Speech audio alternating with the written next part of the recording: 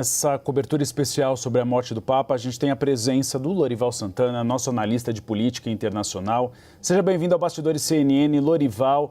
A gente estava vendo o professor da Universidade de Bolonha dizendo que o Papa Francisco trouxe uma certa ideia política, mas a Igreja Católica sempre interferiu politicamente e se envolveu em política ao longo dos anos. Durante os regimes fascistas na Itália, durante o nazismo, depois contra o comunismo. O que a gente talvez tenha visto é um Papa que não se debruçou, ou pelo menos se ajoelhou aos interesses de algumas potências ao defender algumas pautas como o meio ambiente, como a pauta dos imigrantes e também a defesa dos mais pobres. Boa tarde, sem dúvida. Todos os papas são políticos, né? Têm as suas visões políticas, têm um papel político, isso desde a Idade Média, quando eles interferiam na escolha de imperadores do Império Sacro Romano, e os imperadores também influíam na escolha dos papas.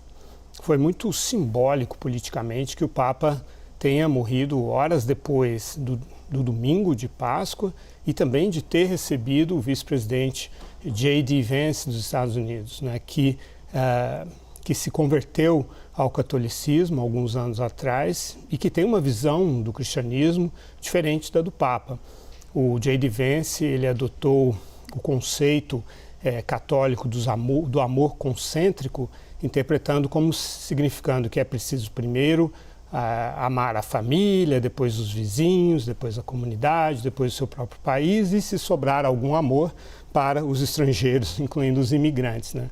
E o Papa desmentiu essa leitura do conceito do amor concêntrico, dizendo que no cristianismo o amor tem de ser para todos os irmãos, né? O Papa foi um crítico muito loquaz da hostilidade do governo Trump em relação aos imigrantes, assim como da guerra de Israel contra a faixa de Gaza, assim como contra esse apoio que o Trump tem dado, essa complacência que ele tem com relação à Rússia, que é a agressora da Ucrânia. O Papa foi muito claro em relação a essas guerras, assim como a guerra do Sudão.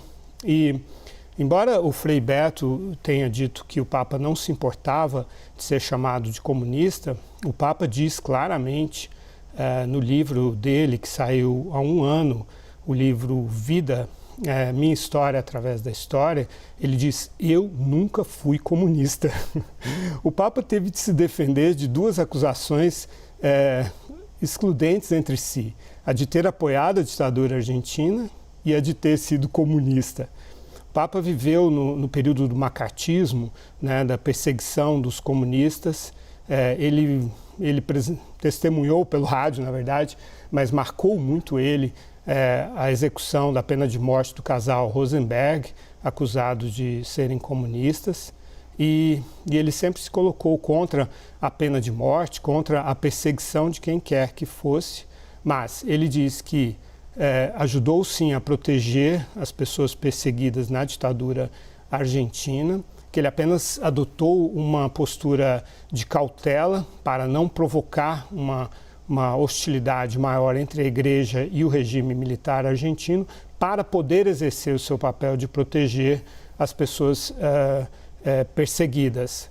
Mas, por outro lado, também nunca gostou do comunismo, tem horror aos crimes cometidos pelo Stalin, né? E nesse contexto foi que ele recebeu Javier Milei, presidente argentino, que havia dito que ele era o representante do maligno, né? Que ele era comunista e assim por diante, com um beijo bem argentino, com muito charme, muito perdão católico, num encontro que foi extremamente simbólico e interessante, né? E recebeu o J.D. Vance num dos seus últimos esforços, né, físicos realmente, estava muito debilitado ontem, não presidiu a missa do domingo de Páscoa, né, a homilia foi lida por um outro cardeal, mas nessa homilia, mais uma vez, criticou os maus tratos aos imigrantes.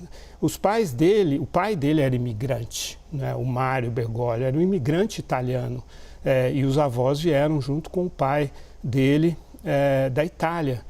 E essa questão dos imigrantes marcou muito a infância dele. Ele conta nesse livro que os poloneses imigrantes ensinavam palavrões para ele, falavam assim, vai lá naquela mulher ali, fala essa palavra aqui, uma palavra em polonês que era um palavrão, para brincar com os imigrantes e tal. Mas ele diz, todo imigrante tem um espinho cravado no coração, né? Ele ou ela teve de deixar a sua terra e isso é uma dor muito grande. Então, não é justo receber mal a essas pessoas. Portanto, sim, posições políticas muito dentro do debate, né, mundial a respeito de atitudes dos Estados Unidos e, obviamente, de outros países, sobretudo na Europa também. Enfim, temas muito candentes e, sim, muito políticos.